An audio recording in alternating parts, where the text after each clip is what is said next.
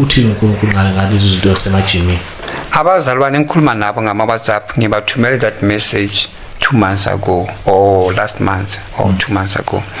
uJesu uthi akafuni isijime la kujingwa khona la kuphakamiswa insimbi khona. Once bavula umnyango anywhere in the world la kujingwa khona mabavula umnyango bathi manje it's a time for training, idemon nalo liyangena sizojima. Idemon liyangena ngithi idemon yibo abanzi bodybuilding. So ukuthi abantu batshintshe imizimba yabo, it is because bangena ispirit sama wrestling and ama wrestling ama demon ama wrestling. So ke la kujingwa khona bagqoka i-tight abosisi nabobhuti tight i-tight emizimba yabo bagqoka ama stomach out and abafazi babantu namadoda wabantu. So umoya wobufebe ukhona la baloku bajima ngoba bagqoke lezi zinto ezibabambile ama tight wabo. Sazwana ke so idemon le bodybuilding liba khona babhala phansi amagama wabantu bonke baphakamisa insimbi because uNkulunkulu banikeza lo mzimba bona bayawutshintsha bathi bafuna ama biceps nama 6 so amademoni bayabhala ukuthi bafuna ukufana nathi ngoba amademoni ama ego yisandabo sikantsonto bona bo. So ke uma nifuna ukufana nawo bayabhala amagama beni ukuthi ho bafuna ukufana nathi abathandi lemizimba le uNkulunkulu abanikeze yona sibaze osikhatsonto kuba nemizimba emikhulu. Angithi uyabona istrategy kunabantu abaphakeme kakhulu and uSathane unemitayile ubanikeze injection ebahlaba babe bakhulu kakhulu kube amademoni abampela manje. Yes futhi ngapho ufuphi lo yenze nekhathi uyidragon idemoni bajabule ufana nabo uadvertise into zabo. Angithi bona uNkulunkulu akabavumelanga ukuthi bazohamba ngamanye amademoni.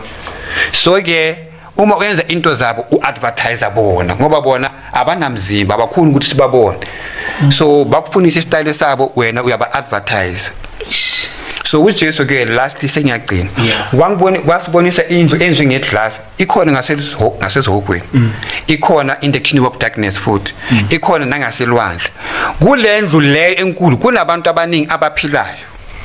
So uNkulunkulu uzovula amehlo wakho ubona labo ubone labo obayaziyo.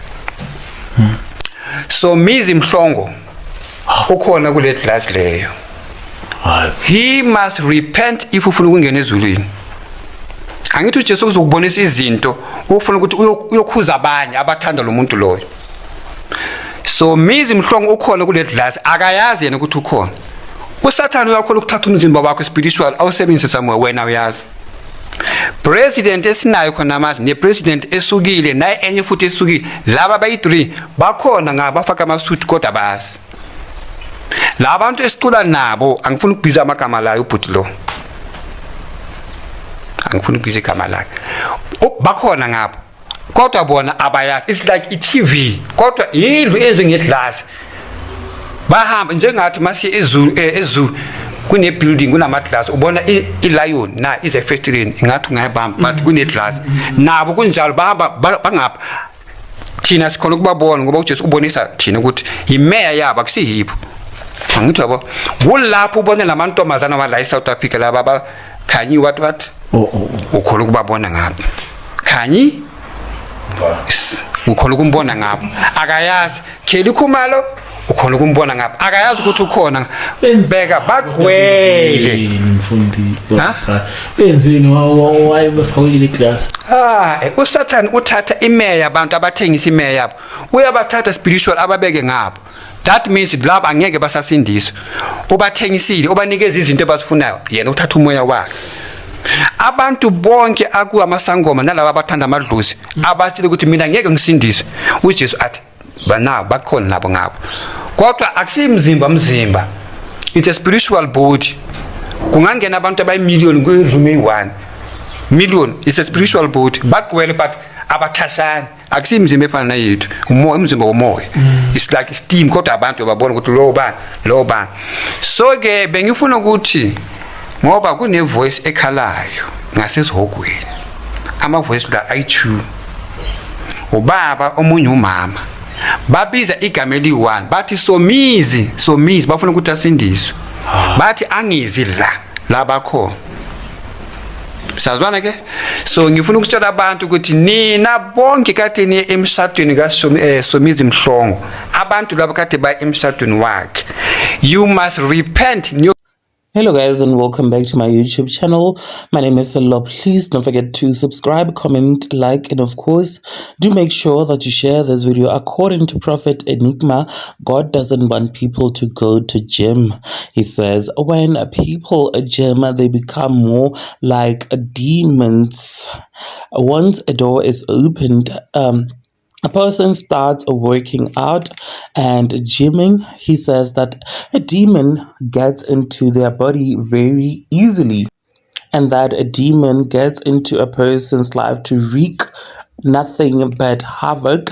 Enigma alleges. Now, according to him, demons most likely attacks those who does bodybuilding, those who goes to the gym, those who works out.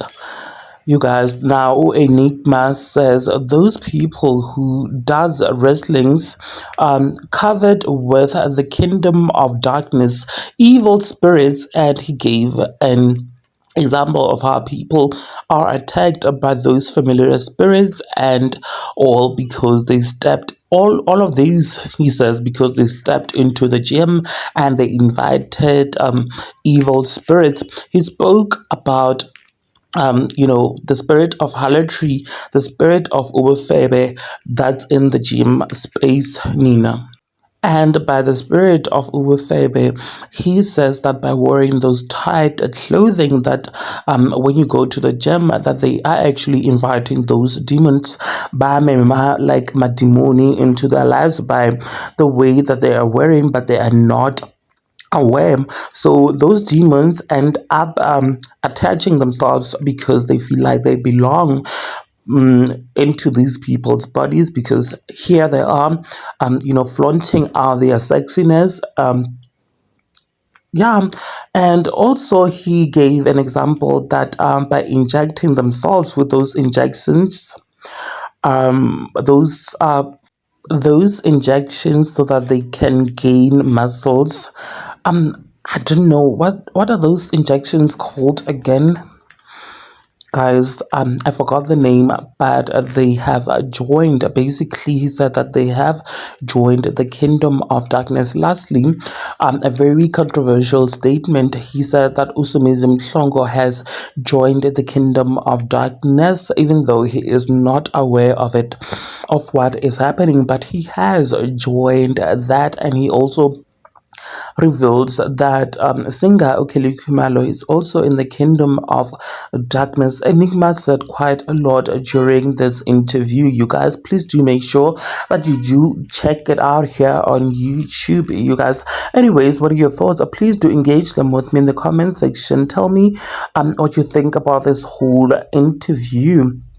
And also make sure that you share this video so that you do not miss out whenever I try to upload, and also subscribe if you haven't yet done so. I will definitely and surely be seeing you in the next video, and may God bless you all. Bye.